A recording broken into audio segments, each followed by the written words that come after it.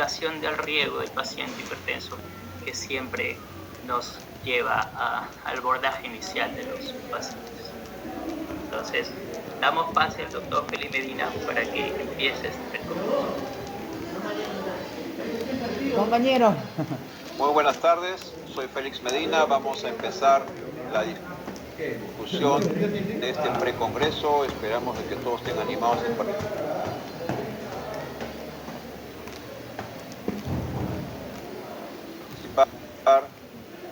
Lo que se me ha consignado ahora es hablar sobre presión arterial y algunos mensajes claves en la estimación del riesgo del paciente hipertenso. No tengo mayor conflicto de intereses para esta discusión y la intención es, en principio, con esta pequeña agenda, dar mensajes claves de lo que puede suponer acaso unas maniobras muy sencillas, unas reflexiones muy sencillas pero muy valiosas en todo paciente hipertenso que ustedes puedan enfrentar en el día a día. Hablemos un poco de las generalidades con respecto a este tema. Desde ese punto de vista tenemos que estar muy preocupados, porque ciertamente si somos muy expertos en medir la presión arterial, tengan en claro de que esto solamente es la punta del iceberg. Si bien es cierto, es un reto medir la presión arterial en forma precisa, sigue siendo un reto a pesar de los avances que hay en este momento. También es un reto saber qué cosa hay debajo de esa muestra de presión arterial elevada o alterada.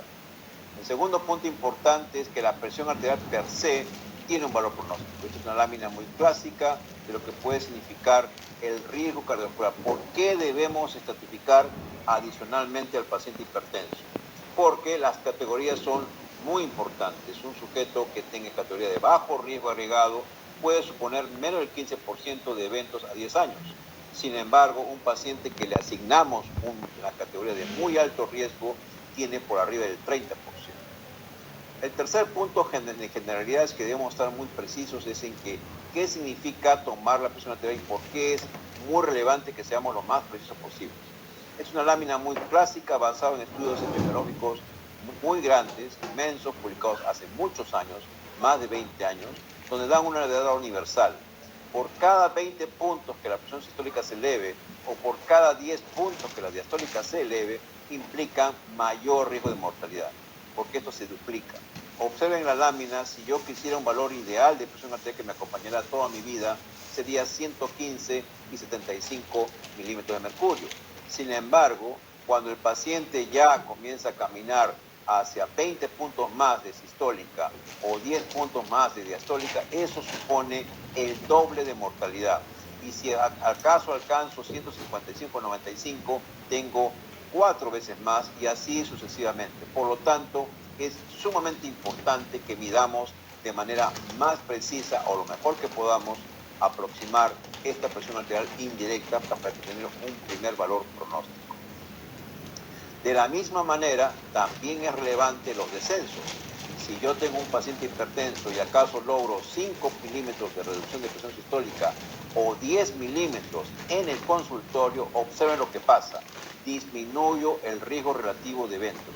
Estos metaanálisis gigantes, también publicados hace muy poco tiempo, revelaron qué tan importante puede ser el que yo documente y logre reducir en forma efectiva la presión arterial. Por lo tanto, es sumamente importante que tengamos precisos números, porque estos nos van a dar mucha orientación pronóstica y si estamos haciendo bien las cosas o no.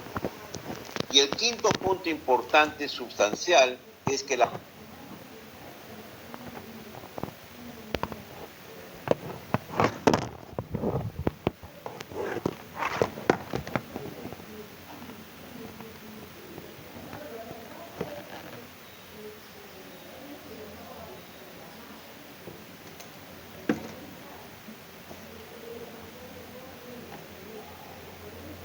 arterial también nos va a permitir tomar decisiones.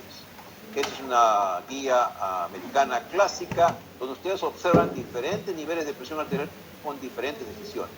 Si un paciente tiene menos de 129, menos de 80, probablemente no vaya con fármacos. Para los americanos será un hipertenso, eventualmente debe ser reevaluado cada 3 meses. Diferente a un paciente que tiene más de 140, más de 90, un estadio clásico hipertenso de los americanos, estadio 2, que supone terapia dual farmacológica y no farmacológica. Por lo tanto, el número es relevante.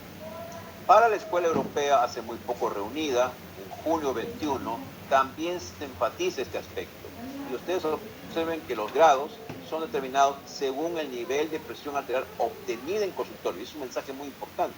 Es lo que ustedes obtienen en el consultorio para que den diferentes categorías. Un paciente que tiene grado 1, 2 o 3 ya pasa a un sujeto de riesgo, de alto riesgo, evidentemente, más aún si es sintomático, más aún si tiene daño en órganos mediados por hipertensión, o que tenga enfermedad renal, o que tenga enfermedad cardiovascular. Con esos números, más estas condiciones, el diagnóstico está establecido y debemos iniciar tratamiento. Diferente a un paciente que tiene grado 2 o otros niveles de presión arterial, como ustedes observan acá propiamente, y niveles simplemente lo que significa 140, 159. El sujeto está asintomático, no hay daño en el órgano blanco, no hay enfermedad cardiovascular y requiere más visitas para hacer claramente establecido el diagnóstico. Y evidentemente, nuevamente, los números son importantes en la toma de decisiones. Este es un esquema de la Escuela Europea, en donde claramente, dependiendo si el sujeto está con síntomas o no síntomas, con daño o no daño en órgano blanco, pero el nivel de presión arterial sí les puede orientar hacia qué hacer con nuestro paciente en general hipertenso. Y finalmente, ¿por qué es importante los números? Porque los obtenidos en consultorio nos dan idea de qué está pasando con mi paciente. Observen ustedes el detalle, solamente por los niveles de presión arterial obtenidos en consultorio a través de varias visitas, varias mediciones, ¿puedo yo acaso sospechar que hay un hipertenso enmascarado, sospechar que es un paciente de hipertensión de bata blanca? Un sujeto que está entre 130 a 139, 85 a 89 de diastólica, en repetidas ocasiones sospechen de hipertensión enmascarada. Una persona que está de 140 a 159, 90, 99, sospeche que puede ser una bata blanca y eso justificaría más estudios complementarios. Lo importante es que determinen de forma precisa y lo mejor que puedan la presión arterial en sus pacientes en el consultorio propiamente, como ustedes bien saben. Y ahí estamos enfatizando estos niveles que los hacen ustedes sospechar dos situaciones clínicas muy relevantes de mal pronóstico, pero que evidentemente requeriríamos un examen complementario, un monitoreo ambulatorio de 24 horas o una presión en casa. Ahora bien, ¿cuáles son las mínimas pero valiosas herramientas que tenemos para estratificar a nuestros pacientes?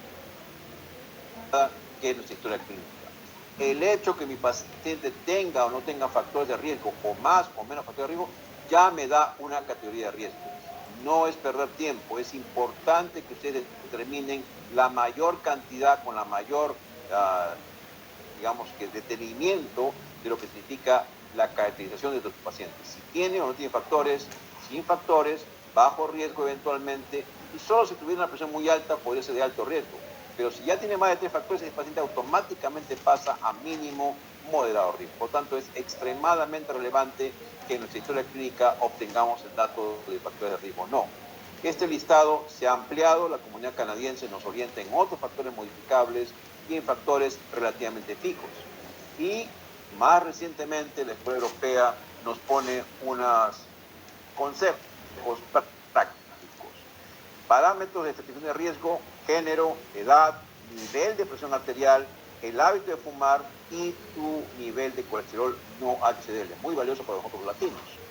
Por otro lado, hay elementos, factores nuevos establecidos que también nos dan una idea de que el paciente no está en buenas condiciones: historia familiar, bajo peso al nacer, estilo de vida sedentaria, diabetes, ácido úrico, fragilidad, etcétera. Una serie de factores que son obtenidos clínicamente. Y evidentemente las comorbilidades son sumamente valiosas: migraña, disfunción eréctil, enfermedad pulmonar crónica, apnea, sueño, gota. Todo esto juega un papel sumamente importante. Entonces, el primer paso es una buena historia clínica y la mayor cantidad de datos que podemos obtener a partir de los factores de riesgo en general, como ustedes saben. Solamente para hacer un comentario de la frecuencia cardíaca, por ejemplo. Tener la frecuencia cardíaca de mi paciente hipertenso me da una idea muy clara y me predice mortalidad. Los pacientes que tienen frecuencia cardíaca por arriba de 80 latidos por minuto tienen una mortalidad mayor obtenida por consultorio que los sujetos que no la tienen. Por lo tanto, vean ustedes como un elemento de juicio sumamente elemental nos ayuda y nos da mucha información. El énfasis entonces en la historia clínica debe ser hecho en la anamnesis el examen clínico prolijo con antropometría, fondo de ojo, examen vascular periférico, presencia o no de soplos, presencia o no de cardiomegalia y un examen neurológico muy importante para evaluar nivel cognitivo y algún déficit motor. Y no olviden, y enfatizo mucho, los factores de riesgo como primera herramienta clásica. El plan de trabajo entonces mínimo a este nivel será búsqueda de perfil metabólico, perfil renal, perfil hepático, examen de orina, ácido úrico y perfil lipídico. No olvidemos esto porque es sumamente importante como una primera fuerza de choque de análisis. El segundo concepto que ahora está muy claro en la literatura es el daño en órgano blanco, pero mediado por hipertensión. Es decir, aquel daño en órganos nobles que la hipertensión es la culpable de esto. Y en ese sentido también nos ayuda. Básicamente nos referimos a enfermedad renal crónica, nos referimos a cardiopatía hipertensiva, cardiopatía hipertrófica, que también nos da una condición de alto riesgo. El encontrar esta condición, daño renal o alguna evidencia de daño en órgano blanco mediado por hipertensión, eso es una categoría de alto riesgo independiente del nivel de presión arterial. Eso es lo más importante. Solamente ese criterio ya pone a su paciente en un estado de alto riesgo cardiovascular sin lugar a dudas. Por lo tanto, sí vale la pena buscarlo. La Comunidad Europea, en su guía última de junio 21, nos plantea esta, si se quiere, un poco densa lámina donde evaluamos básicamente dos parámetros que lo vamos a sintetizar. Puede ser muy cara, pero tiene mucho valor predictivo y ciertamente puede ser susceptible a cambios. Pero observen el detalle, si queremos resumir esta tabla, ¿cuáles son esos daños en órgano blanco mediados por hipertensión? Dos elementos que nunca deben olvidarse. Número uno, documentar, demostrar, descartar si hay o no hay hipertrofia ventricular izquierda a través de un electrocardiograma o de un ecocardiograma.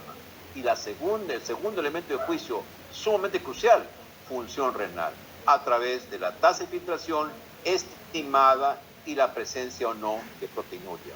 Basta con estos dos elementos, sumamente el alcance, cardiopatía hipertrófica, función renal, para que sepamos que el paciente tiene ya un órgano y por lo tanto está en alto riesgo. Un poquito más de detalle, la hipertrofia ventricular izquierda es un elemento de hace mucho tiempo conocido, más de 50 años, en donde está definido bien de manera práctica por crecimiento de la aurícula izquierda, por hipertrofia ventricular izquierda o por alteración de relajación. Lo importante es que me predice arritmias, fibrilación auricular e insuficiencia cardíaca, sin lugar a dudas. Por lo tanto, es un elemento de juicio sumamente importante. ¿Cómo documentamos esto? De manera sencilla, criterios electrocardiograficos y criterios ecocardiográficos. Todavía sigue vigente esto y usted tiene esta lámina clásica puesta hace muy poco en muchas guías, en donde consultando con criterios electrocardiograficos más comunes en hipertrofia ventricular izquierda les da pie para plantear cardiopatía hipertrófica. Y eso es un criterio mayor, es un criterio de mal pronóstico y de alta mortalidad y de eventos cardiovasculares. No menos importante es el compromiso renal. De esa parte, no olviden, mucha gente hipertensa va a tener compromiso renal. 65 a 85% de los pacientes renales crónicos tienen hipertensión. Y a su vez, mucha gente con enfermedad renal crónica mediada por diabetes también van a ser hipertensos, obviamente. Las dos herramientas básicas que ustedes van a necesitar es determinar la tasa de filtración glomerular y determinar la presencia o no de proteinuria. Observen el detalle, tenemos aquí muchas escalas, muchos scores, muchas calculadoras para evaluar como CKD-EPI, tenemos MDRD o tenemos nuestra fórmula clásica de Cockcroft-Colt. Pero ciertamente hoy por hoy se habla de que probablemente el CKD-EPI sea el que sea una mejor aproximación. Y en segundo lugar, pero no menos importante, la presencia o no de lo que se conoce como albuminuria. Este concepto es sumamente importante, siempre reajustada a la creatinina. La albuminuria debe expresarse por miligramos sobre gramos de creatinina propiamente. Y esto lo que vamos a demostrar básicamente es si el paciente está o no está en riesgo cardiovascular. La presencia de albuminuria, ya no hablamos ni de micro ni de macro, solamente el hecho de que tenga albuminuria, el paciente está en serios problemas y eso significa que estamos identificando al paciente de manera simple y concreta.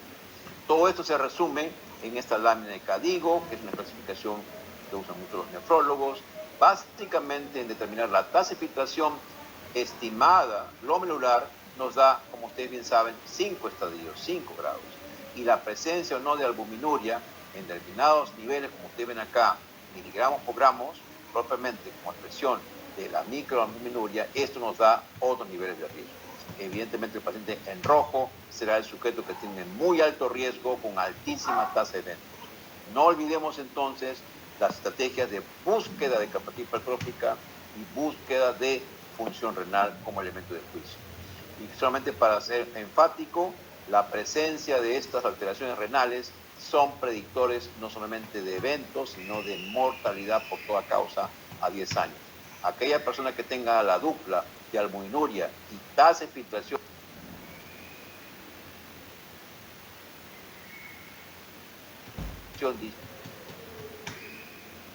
disminuida tendrá ya nos completa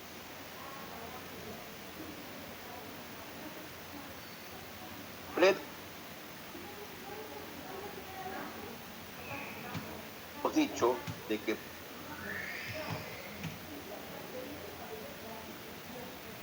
en diferentes columnas, pero si con eso cruzo la información con factores de riesgo, con compromiso renal, con o sin diabetes o con daño mediado por hipertensión, me subclasifica al paciente y pone en una categoría de mucho más riesgo, mucho más relevante. Comentarios puntuales sobre el score de riesgo. No nos afligimos mucho hoy por hoy porque ya existen puntuaciones para latinos. En un primer momento, efectivamente, los europeos preconizaron y preconizan su score muy propio y muy validado para su población con porcentaje de tasa de eventos a mediano plazo, incluyendo mortalidad. Entonces, ellos mismos recomendaron en aquel entonces, 2018, que los latinos podríamos reajustar al valor que nos saliera por este puntaje europeo con un factor de corrección de 0.7. Sin embargo, esto se hizo de alguna manera, trató de hacerse una validación por el grupo chileno, el grupo colombiano, pero claramente se sabe que hay una sobreestimación importante, muy relevante. Felizmente esto ha sido evaluado y hoy por hoy se publicó de que la gran mayoría de scores de riesgo que tenemos en la literatura tienden a subestimar, no son enteramente aplicables en nuestra población latina, de ninguna manera. Felizmente las noticias son buenas, ya tenemos calculadoras de estratificación del riesgo cardiovascular en latinos. Es una de las primeras que fue publicada en 2021, ustedes perfectamente conocen, mediado por OPS y por el grupo de Harvard, donde claramente ponen algunos valores validados en población latina. Ustedes tienen acá los factores de validación externa, donde habían o ya tenemos el dato del grupo HEARTS para la estratificación de riesgo en latinos. Y más recientemente, en mayo del año pasado, aparece otro tipo de escala también aplicada en latinoamericanos que también nos ayuda en poder valorar. Y por ejemplo, hay una tabla hecha para Perú en lo que significa estratificación con valores y con parámetros muy elementales. Presión sistólica, fumar o no fumar, género, hombre o mujer, y la edad y la índice de masa. Con todos estos criterios podemos tener una idea a quién estamos enfrentando en general. Y el último punto con respecto a esto de los puntajes, es cierto, la comunidad americana defiende mucho esto con la presencia o no de factores de riesgo tradicionales, con la puntuación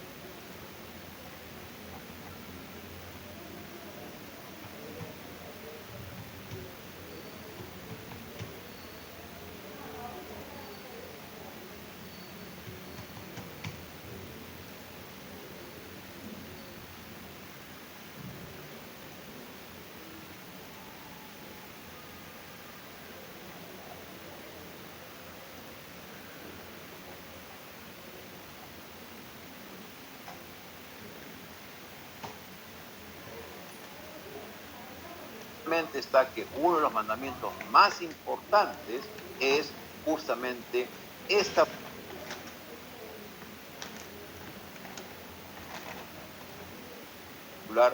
más allá de la presión arterial. Hemos enfatizado que medir la presión arterial de manera precisa nos va a dar ya un parámetro de riesgo. Los pacientes pueden duplicarse la mortalidad en la medida que aumenten 20 puntos la sistólica o 10 puntos la diastólica. Eso es una cosa clarísima. Pero si a eso le sumamos la estratificación con factores de riesgo, con daño en órgano blanco mediado por hipertensión, con evidencia de cardiopatía,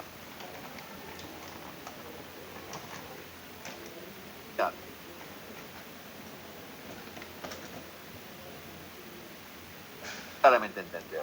Los pacientes debemos evaluar la función miocárdica y obtendremos un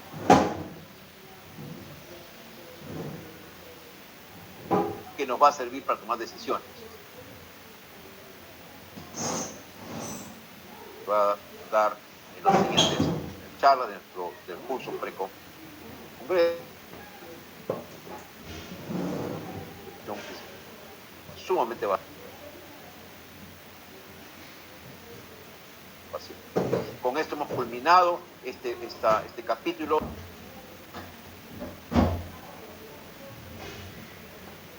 Crucial, es mandatorio que no solamente tomen adecuadamente la presión arterial, sino que además estratifiquen a su paciente hipertenso para valor diagnóstico, para valor pronóstico y para tomar decisiones. Y que no debe falsearse. Muchas gracias por la atención.